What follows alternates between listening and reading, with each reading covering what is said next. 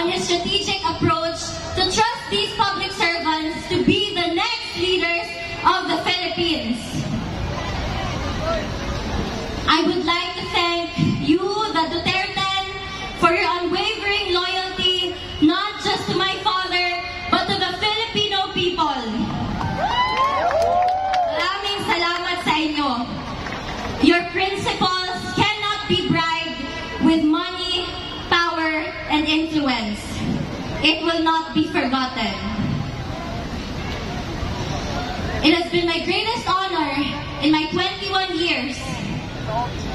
It has been my greatest honor to stand and fight for my country, my fellow men, my family, and for my father, who loved me into the woman I am today. Bago siya kinuha sa akin, the night before it happened, magkatabi pa kaming natulog.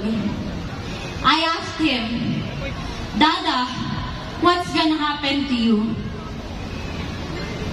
And as a father who didn't want his baby girl to worry, he responded with his usual phrase, Sus, wala yan, maniwala ka dyan.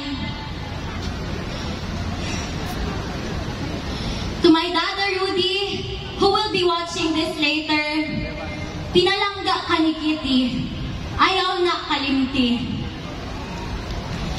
Know that I remain unafraid, unbent, and unswayed, just like you. Your battle is my battle. Mabuhay ka at mabuhay ang Pilipinas!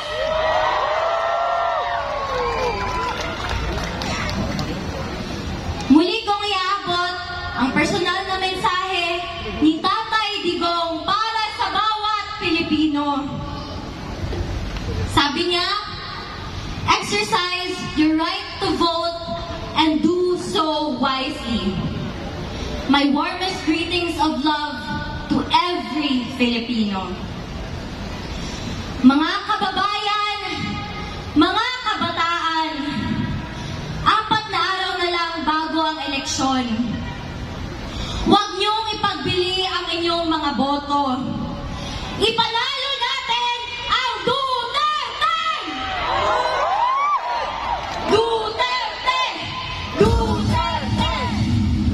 Maraming salamat and God save the Philippines! Pilipinas!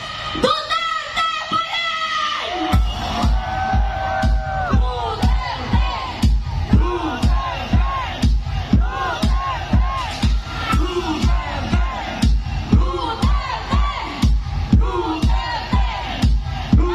Salamat sa inyong kalan!